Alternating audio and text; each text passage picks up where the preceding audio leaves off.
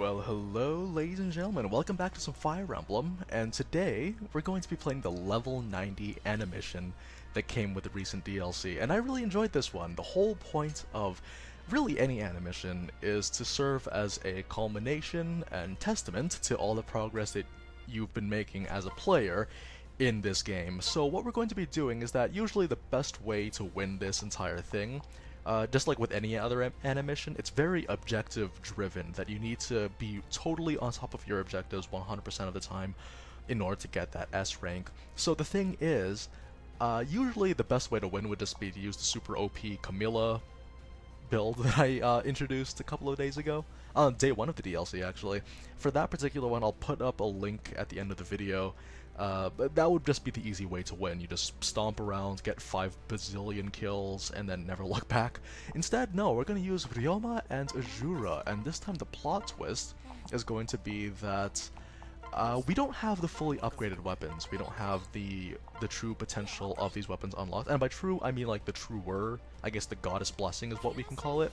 So yeah, these guys are going to be together, and they synergize quite well by virtue of their weapon classes, in that Ryoma's a sword, Azura's a spear, and both of them function actually quite similar to one another. It's just that Azura has her ability to buff her opponents. It's kind of like Ryoma has more of an emphasis on, single target damage, Azura has more of an emphasis on AoE, and it works very well in both of their favor, and I cannot wait to show both of them in action. Actually, I'd even make the argument that Azura is even better than Ryoma in many aspects, but we'll get into that later. Here we go. So one of the cool things about having a blessed weapon for this particular one is that since there are so many monster type enemies, we can literally just proc the bonus damage by using any of our attacks. Again, heavy AoE lends itself to that perfectly, and we can go ahead and just see how much damage that is. This is a 240 weapon, and granted we are fighting against a mage that time, but still, like, any nice extra damage is always welcome. Here we go. Yeah, unfortunately they're all running away. Usually the combo 3, the 2 regular attacks followed by a strong, would be huge kill counts right off the bat, but unfortunately that didn't happen. Actually, we'll switch over to Ryoma so we can take advantage of this. Want to build up this. There we go. Now, one of the also interesting things about this update that I hadn't really realized, like, I know that people have been very vocal about this kind of thing happening, but when you get hit by the armor strike as a Fire Emblem Fates character now, you get the different outfit, which I thought was really funny the first time I saw it. I was so shocked. I was playing in an arena, and there was a Ryoma, and he randomly ended up in his underwear after I critted him. That was a surprise, to say the least. So yeah, the whole thing about this though is that, yeah, there's plenty of objectives to be on top of. We're actually making our lives harder for ourselves by just doing this entire thing as just one player, or as just the one pairing. We are making lives harder for ourselves, but it's kind of just like, if I can do this under the worst circumstances, then anyone would be able to do this under the more optimal circumstances. Now, another thing I wanted to express about Azura that I didn't, because, the character showcase is already out right now, the thing I want to say is that her crit, her yellow gauge crit, that particular one is so useful with Armor Strike, because as we all know by now, that if anyone's caught in the animation of that crit, then they will also get their Armor Strike. No, not even just that. The fact is that, like, when you finish it, the range of that attack is actually really high. So that's the thing about Azura though, is that, like, she's just tailored to be a very long range, high area of effect kind of character. And even this attack that you're watching right now has immense backwards and forwards AoE. It's really deadly. So the other thing also that we should already know by now is that she can burn that little meter beneath her portrait, so that she can give her partner full awakening gauge and a large chunk of warrior gauge. I'm pretty sure if it's fully expended from a full meter, then it should actually be an entire bar for the partner. And the thing is though, that even though it accumulates really, really slowly, she can recover it by any source of damage. So as long as, also not to mention she has the AoE, it's actually quite balanced despite the fact that it seems really, really low. In fact, actually, we would even make the argument that it's almost broken. Mostly just because, again, the yellow crit gauges, you hit so many people so many times, you can build that meter instantly. Now, one other thing I want to mention about this particular DLC is that for most of the characters by now, you might have expended the silver materials that are required for getting the truest power unlocked for their weapons. Don't worry if that happens, like, it's a little bit tricky and a little bit intimidating when you consider that you suddenly have to scramble to find the silver tier enemy, the silver tiers, when by now you probably would have expended all on things like skill crests. The best way to farm it would be to go to the world tree on the story mode, the one where there are the shadow clones of the characters that you're playing as. Assign the character that you want to farm onto a player slot, and then kind of speedrun on easy mode, and that should be yours, essentially. Oh, do you know what I should have done?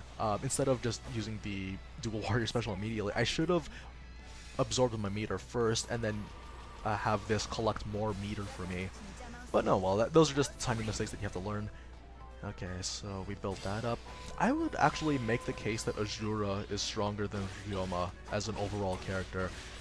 I had a couple of commenters ask me if I would redo the tier lists because, you know, like, this update has come out, a lot of things have been changed, some people got buffed, and I thought to myself, you know what, the whole point of that tier, like, I was thinking about it, I actually did consider it, but then I thought to myself, you know what, the reason why I made the tier list is for people that are just starting off in the game and they don't know what's what, like, or they don't know how to begin, because, like, this is a really big roster. I think there's like 20, I think there's like 20, oh no, I can't even remember how many people there were, maybe not 20, maybe that's too much, but there's a lot of people on this roster, and, like, it could be very intimidating. So what I decided was that, like, I'm not gonna do anything like that, but I would probably just have every showcase video sort of place them on the one that already exists, whereas, like, the people that are already there, whether I felt like they were wrongly put on, I'll just not worry about that.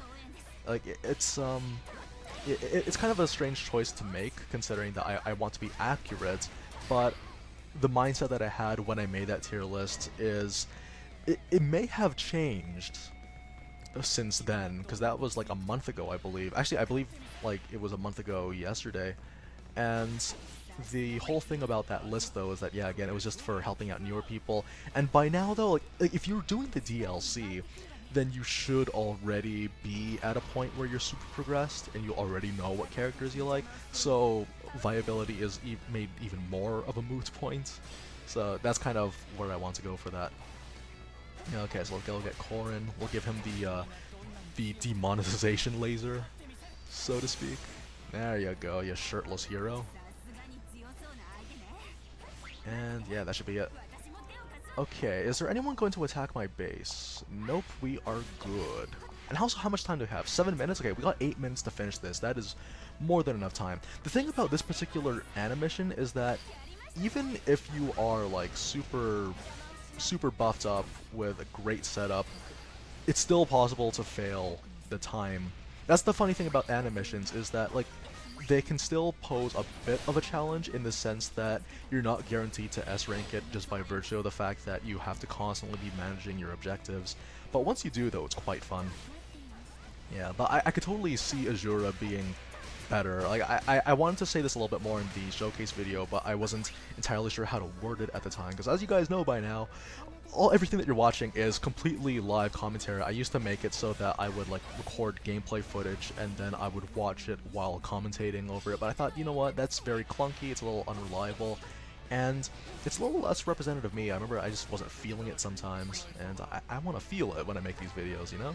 Like, because I quite enjoy making these, but that's besides the point. The whole thing about, like, you know, with Azura and where I would place her, I'd actually place her higher than the A rank. For those of you guys that remember the A rank included people like Lucina, Robin, Lissa, It's higher than Ryoma, actually, I would argue that. Well, the whole thing about Ryoma, that's a whole different other thing, because I remember the controversy around that, or the quote-unquote controversy, people have been largely positive about that tier list, was the fact that, like, I tried to say that in terms of versatility, Ryoma tends to specialize. The thing about Azura is that she kind of does specialize in terms of AoE, splash damage, no pun intended. Like, she specializes in those kinds of things, but she actually serves as a vanguard extremely well. Like, for people that are only getting into this game now, like, I'm imagining that, like, there's the very real possibility that people that are going to be playing this game, and probably people that are watching this video right now, might be people that got this movie for not movie, wow, this video game for Christmas, and, like, you know, they're just starting off, and if they get the DLC pack, then Azura is definitely someone that they'd want to quickly look into. Of course, if you're a big fan of Azura, then you probably didn't need me to tell you that. No, you obviously didn't need me to tell you that, but she's definitely a great pick. Not to mention that she's a sphere user. I can't believe I forgot to mention this, because I mention this almost all the time in my Pegasus Night videos, that because she's a spear user, that automatically means that she's at an inherent advantage in the combat triangle against, like, 85% of the entire roster, because, you know, almost everyone out there is a sword user. So yeah, that's the other funny thing I wanted to say. Ooh, can I get this? Yes. Awesome, we caught it. Alrighty. It was a bit of a bummer, so I tried doing this before, because, yeah, Ryoma being a Fates character, he could also get the underwear model thing going on, but because this is a shadow, I guess it counts as a completely different thing, or maybe they didn't update it, or they didn't patch it, but, yeah, unfortunately, it didn't happen where we can get, like, a shadowy underwear model guy. Missed opportunity, Team Ninja. Missed opportunity. You could have made yourself so much more money. How could you? But yeah, that's all I can really say about Azura. What else can I say? Aside from that, the DLC is quite good though. Like, I wouldn't say it was a perfect DLC. There are some things that I feel like should have been addressed, like the Gold Rush thing, or the fact that a lot of the maps felt like. I can see why they did that, again, because, like, they're going to assume that not everyone is like us, where we're already kind of capped for gold. But I was also kind of wishing that there would be something along the lines of a, like, because they want to give those for people that want to farm gold. But the thing is, I feel like it's a bit of a red herring. The best way to get gold in this game is still just to play the game like normal and then sell your weapons, because you're gonna be capped on weapons anyway, so, like, it's just that you're going to be getting it. Like, there's not really much of a reason, unless they're gonna buff that, or maybe, I don't know, because, like, I still have to actually test it on like an Ana luck plus 20 build. So I don't know. We'll see how that turns out. But for now, I'm a little disappointed that it's something that you also have to do if you want to finish your maps, which is something that I have had to do quite often. But yeah, we'll see how that goes. Oh no, I've been hit by the demonetization laser. Wow, Velzark, you're so thirsty, man. Okay, I have an advantage right now, so I should capitalize on this. I don't think I got the yellow gauge in time. I think the funny thing about Velzark is that if he's doing something, then you actually can't get a gauge on him. But that should be okay though. Like, we do tons of damage with this anyway. Well, at least we should. See how it goes. I have to say, she looks rather fetching. Oh no, we got the gauge. Nice. I just wanted to say that she looks rather fetching with her armor strike. It actually looks pretty good. She loses the veil, strangely enough. But yeah, I just wanted to mention that it's really funny looking at these animations. I say this as someone that's never played the Fire Emblem Fates games. Someone that's never played Fire Emblem Fates, it's really funny, because I'm imagining that a lot of these things are very, like, plot-centric. I remember the exact same thing when I was playing as Corrin at the beginning of the story mode. And for those guys that, well, you guys already know this by now, but you know how they force you to do the special animations, like, what's it called? They force you to do the special animations even though you actually didn't activate them. So yeah, it was really funny to see that like I just randomly this little girl randomly transformed into a dragon. You'd think you'd be used to that playing Fire Emblem games, but it gets me every time. Alright, Corin, it's now your turn to get the demonetization beam. Oh, fanboys, I bet you're loving this right now, aren't you? Yeah, you guys know who you are, you sickos. I kid. I mostly jest. There we go. My goodness, but like that combo 5 on Azura has amazing gauge break potential. It is one of the best. Honestly, actually for both of the characters, between Azura and Oboro, they're actually both very strong. I would actually place them on A or higher, but you know, that'll be for that video for when that comes out. But their ability to break meters, like for most characters it is already really good, but it's much more easier to land on characters like Azura and Oboro, and I'll probably get into that later. But yeah, that is the level 90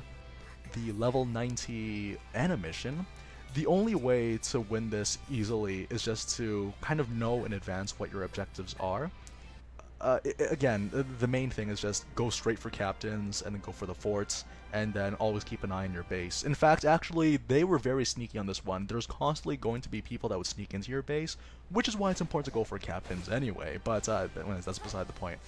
Anyways, thanks everyone very much for joining me on my little commentary for this animation, and as usual, I will see you guys next time. I'm going to be working on the Oboro and Niles videos, hope you guys look forward to that, as well as plenty of Xenoblade Chronicles if you guys are also into that. Take care everyone.